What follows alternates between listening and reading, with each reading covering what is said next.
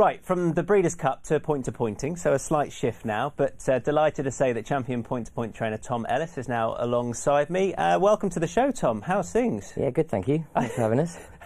A great start to your season yesterday. Yeah, all off through flooding, so yeah, brilliant start. Did well to get it flooded, I think, given that, Wetherby ended up good to soft. I know it was soft at Ascot, but I thought it probably underneath the flooding it wasn't too bad. No, but there you go. It would have been fine, but just sums up the British weather for you, doesn't it? So. You never can predict it. So this is going to be the first full, we hope, but it should be, first full point-to-point season for 2 years now, isn't it? The first full crack you're going to get at it with everything that's happened over the last couple of years. Yeah, exactly. It's been a tricky time for the last couple of years. Just had to do the best we can. Same for everybody, isn't it? How have you been affected adversely? Is financially the most obvious thing, or what other problems have you encountered because of the pandemic? Yeah, obviously financially, the first year we got stopped in mid-March, was it?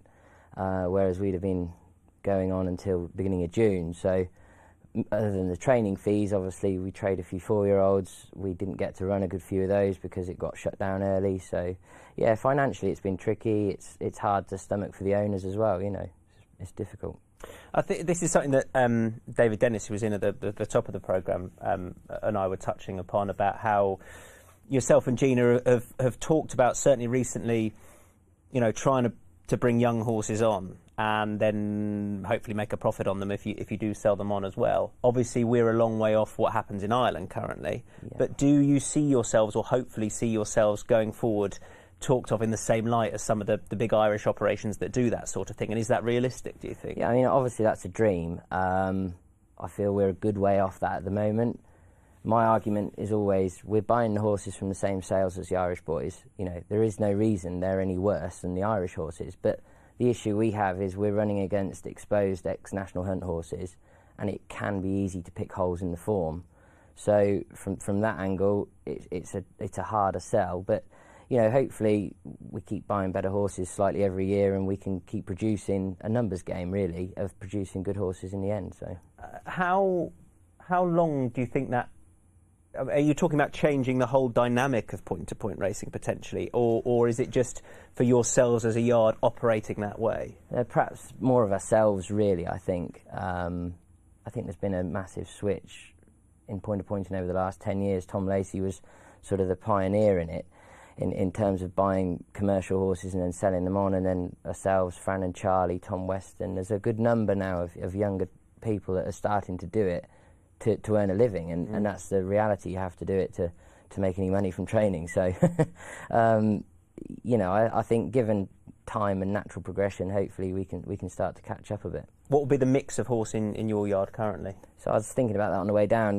There's 23-year-old horses this time that hopefully we can get traded in the spring after they've run, and then there'd be the best part of 40 older horses. So we're still a little way apart, but that's a big. That's a big operation. Yeah, it is. Yeah, that's big. If you'd have asked me how many horses I thought you had, it would have been genuinely. I probably would have said half that. That's a big operation. Yeah, it's grown dramatically over the last few years.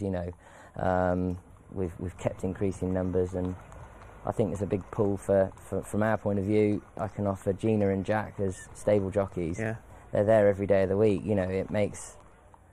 It's got to give owners confidence that they can get a decent rider for the weekend. Yeah, Jack had a good winner yesterday. He did. You just reminded me, half a piece. Did well. He folds up neat for a big tall lad. So, I don't want to say he's too tall, but it's tricky, isn't it? He should probably be playing basketball, in all honesty, shouldn't he?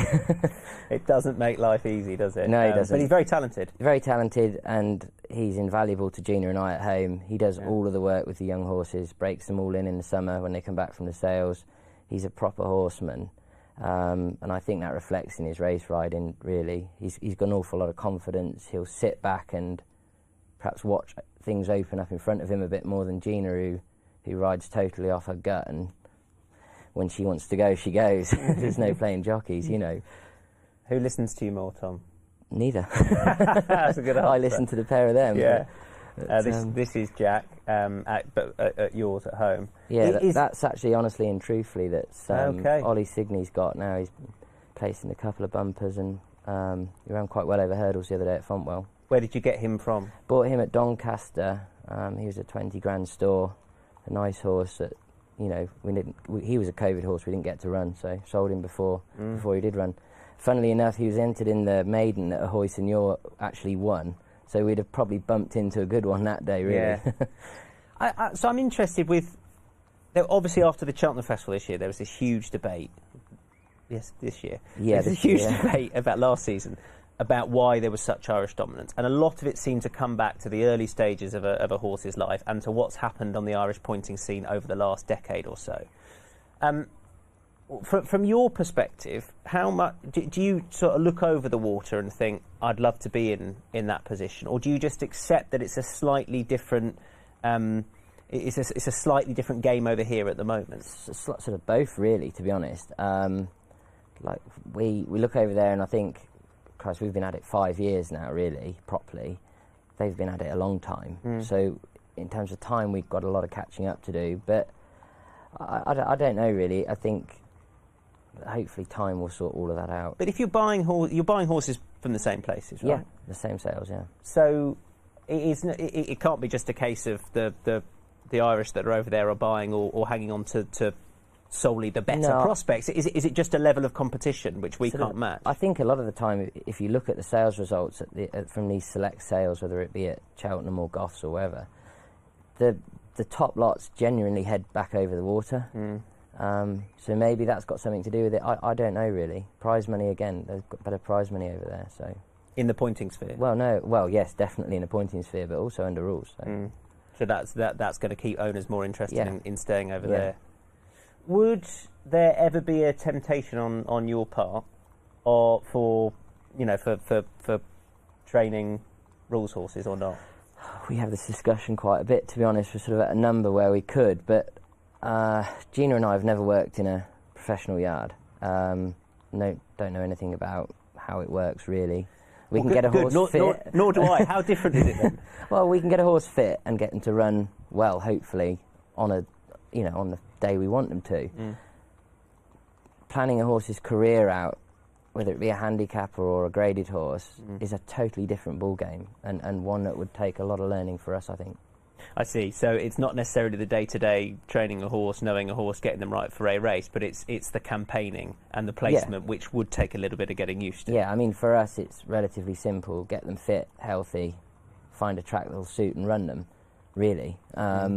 Whereas, it's such a totally different ball game for professional trainers.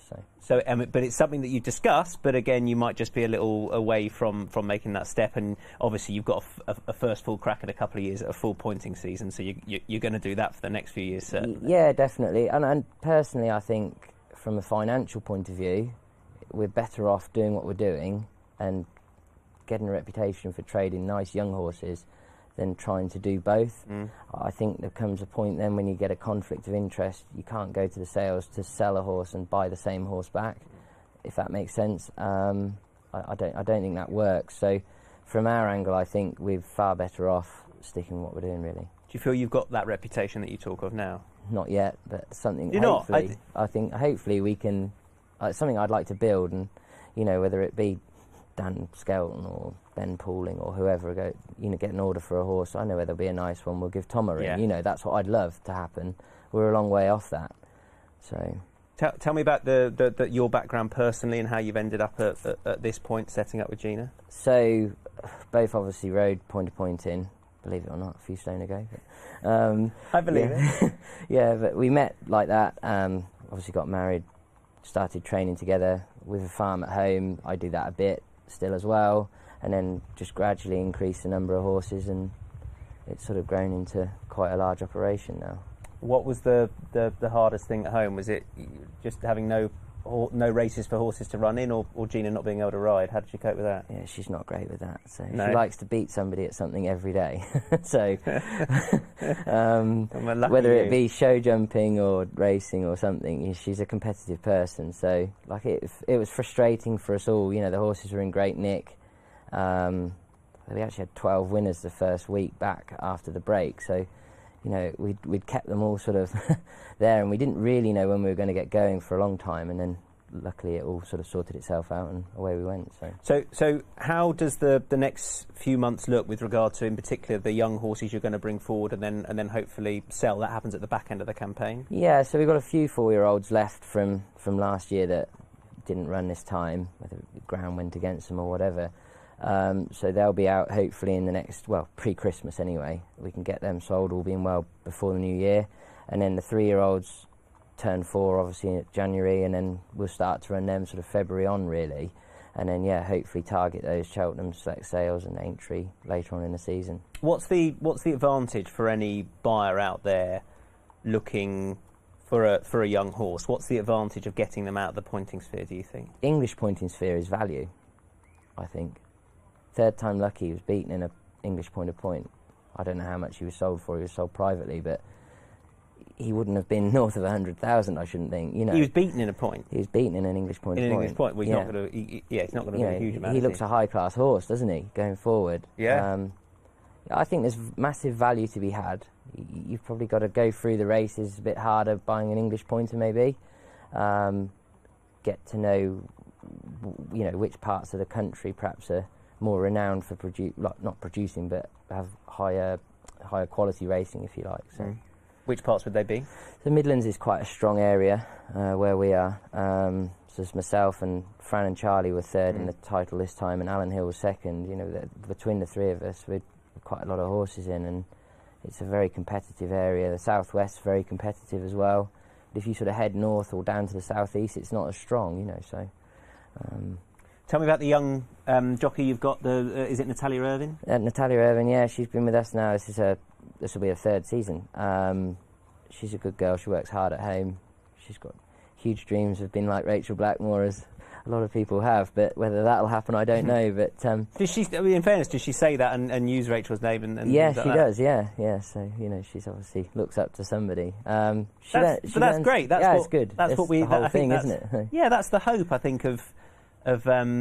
Again, we were talking to David about this, David Dennis, and he was talking about his 13-year-old daughter who wants to go on. He mentioned Rachel Blackmore's name as well there. But there is that hope for young girls coming through now that it's very realistic that they can get right to the top of their game. Yeah, definitely. It is harder for them, there's no question. But hopefully that gap again is closing up, and Rachel's definitely sort of driving that from the front, isn't she?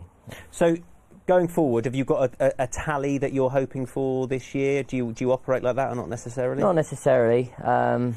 We've a lot in, obviously. If we can keep them all healthy, then it would be nice to sort of equal or better our best season, which was 48. So if we could aim for somewhere around there, I'd be over the moon. It's probably a dream, but let's hope. So I think whenever I talk to a trainer, I always end up by saying, what's the tally you want, by the end of the season if you've got one. But I never really. You're a business, right? So you're a business to make money. Yeah, exactly. You don't train horses for nothing. No. So I guess you've got to operate like that as well and go, there's a tally of winners I want to make, but we want to make X amount of money as well. I mean, the most important thing for us financially is to hope we've got a nice bunch of young horses, and if we've got good stock, which they look all right at the moment, hopefully we can do well with them in the springtime, and that's what really counts. So. And as a point-to-point trainer and a champion point-to-point trainer now, it's obviously the last year's been different, but it's easy enough to keep your head above water financially at the moment, or not. Like, we send the bills out at the end of every month. We break even probably on the training side of it. We're not dear, I don't think, but we're not the cheapest either. We don't pay a rent on a yard. I make all my own haylage, do all my own straw. We run it fairly tight. It's very tricky to make a living from training a number of horses. You've got to rely on the trading side of it to really make a proper living from it. Definitely, you've got to produce. Yeah, I think so. The good horses to go to that, and that's how you make your living. Yeah, for us it is definitely so. Yeah. Wish you all the best. Thank you. A good crack at this season. Yeah, it'd be nice to have a full one. Yeah, well, it'd be nice. First of all, let's not be let's have some racing. That's the exactly, and something to look forward to in the spring. And it's for anybody who hasn't been, go point to pointing. It's a really good sort of way of getting into racing. Definitely. There's been a big go pointing push, hasn't there? Yeah, there recently? has. Yeah. No, and it's a brilliant sport, and it's a lot more personal than national hunt racing. If you come to the lorry afterwards and you can see your horse, yeah, it's a good way of getting involved. Definitely. Do you have an open picnic at the back of the car before Pretty racing? well, yeah. Yeah, good. Definitely afterwards, anyway. Yeah, exactly. Tom, lovely stuff. Thank you very Thank you much. very much. Tom Ellis, Cheers. Champions Point-to-Point trainer. We will.